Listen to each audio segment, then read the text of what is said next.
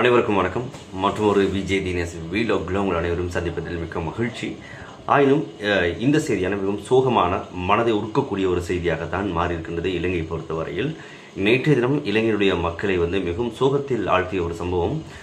யட்டினுவர, அதாவது பேரதனிய யட்டினுவர பிரதேசத்தை சேர்ந்த பிரதேச சபையினுடைய எதிர்க்கட்சி தலைவர் தன்னுடைய மனைவி, மகள் மற்றும் தானும் தற்கொலை செய்து இறந்திருந்தார்.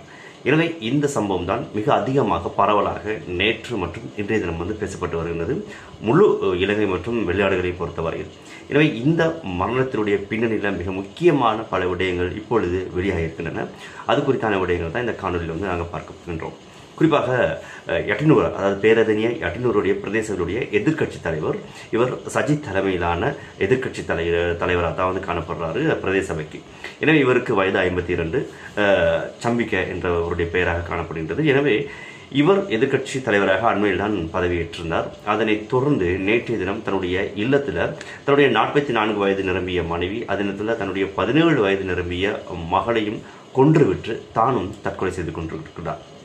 எனவே இந்த மரணத்துக்கு மிக முக்கியமான காரணம், இந்த கொலை மற்றும் தற்கொலைக்கு மிக முக்கியமான காரணங்கள் இப்பொழுது வெளியாகியிருக்கின்றன. தன்னுடைய கைப்பட 4 பக்கங்களை கொண்ட ஒரு மனதை உருக்கக்கூடிய ஒரு கடிதத்தை சாட்சியாக எழுதிவிட்டு சென்றிருக்கிறார். இப்பொழுது நீங்கள் பார்க்கக்கூடியதாக இருக்கும்.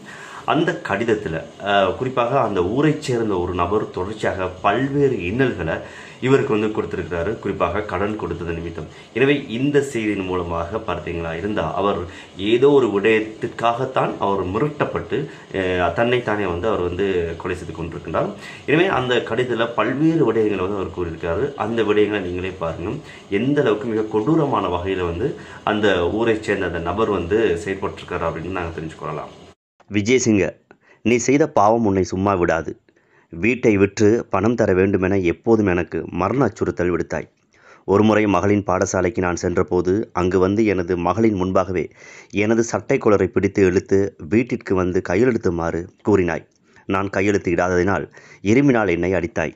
இன்னும் அந்த அடையாளம் என் நெற்றியில் உள்ளது. என் மகளின் தோள் பகுதி வெண்மையாகி பழுதடைந்து வருகின்றது. இதனால் அவர் கடந்த 6 மாதங்களாக பாடசாலைக்கு செல்ல முடியாது என கூறுகிறாள். இரவில் அழுது கொண்டே இருக்கின்றாள். எனது மகளின் தோல் பிரச்சனையுடன் விஜயசிங்கவின் அச்சுறுத்தலினால் நாங்கள் சொல்ல முடியாத அளவு துன்பங்களை எதிர்நோக்கி வருகின்றோம். மனதளவில் பாதிக்கப்பட்ட எனது மகள் ஒருமுறை ஆற்றில் விழுந்து தற்கொலை செய்து கொள்ள முயற்சித்தார். எனது மகளின் பிரச்சனை எனக்கு இருந்த போதும் என்னை கஷ்டப்படுத்த வேண்டாம், தொல்லை கொடுக்க வேண்டாம் என எத்தனை முறை கேட்டிருப்பேன். விஜயசிங்க, எனது வீட்டை விட்டு 50 லட்சம் தருகின்றேன் என்று நான் உன்னிடம் கூறிய போதும் என்னை நீ காணும் போதெல்லாம் திட்டிக்கொண்டே இருக்கின்றாய். 10 லட்சம் பணத்தையும் காரையும் தராவிட்டால் 20 வருடங்கள் சிறை வைப்பேன் என என்னை மிரட்டினாய்.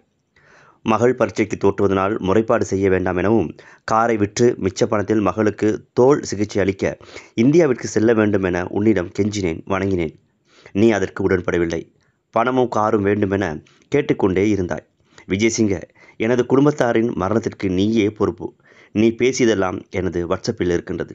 அது மட்டுமில்லாமல் என்னை பலர் மத்தியில் எப்பொழுதும் அவமானப்படுத்திக் கொண்டே இருக்கின்றாள். என்னால் சொல்ல முடியாத வேதனையாக காணப்படுகின்றது. இது குறித்து என்னுடைய வீட்டிலும் மனைவியிடமும் நான் பல தடவை பல விடயங்களை கலந்துரையாடினேன். ஆனால் கூட இந்த விடயத்தில் என்னால் உன்னை சமாதானப்படுத்த முடியாவிட்டதனால் இப்பொழுது நான் தற்கொலை செய்து கொண்டிருக்கிறேன் எனது குடும்பத்தோடு. இத்தனை பாவங்களையும் செய்த நீ உண்மையாகவே இந்த பாவத்திலிருந்து நீ தப்பிக்க முடியாது. என்றோ ஒரு நாள் இதற்கான தண்டனையை நீ அனுபவித்தே ஆவாய். விஜயதுங்க, நான் போய் வருகின்றேன். நன்றி. இப்பொழுது நீங்கள் பார்த்த அந்த கடிதம்தான் குறிப்பாக இந்த எதிர்க்கட்சி தலைவரால் கைப்பட எழுதிய 4 பக்க கடிதங்கள். இந்த கடிதங்களை தான் இப்பொழுது ஆதாரமாக கொண்டு போலீசார் விசாரணைகளை மேற்கொண்டு வருகின்றார்கள். எனவே ஒரு தனிநபருடைய துன்பத்தினால், அச்சுறுத்தலினால் ஒரு குடும்பமே இப்பொழுது மரணித்திருக்கின்றது. எனவே இந்த காணொலியை பார்த்திருப்பீர்கள். எனவே இதே போன்று இன்னும் ஒரு காணொலியில் உங்களை மீண்டும் சந்திக்கும் வரையில் விடைபெறுகிறேன். நன்றி, வணக்கம்.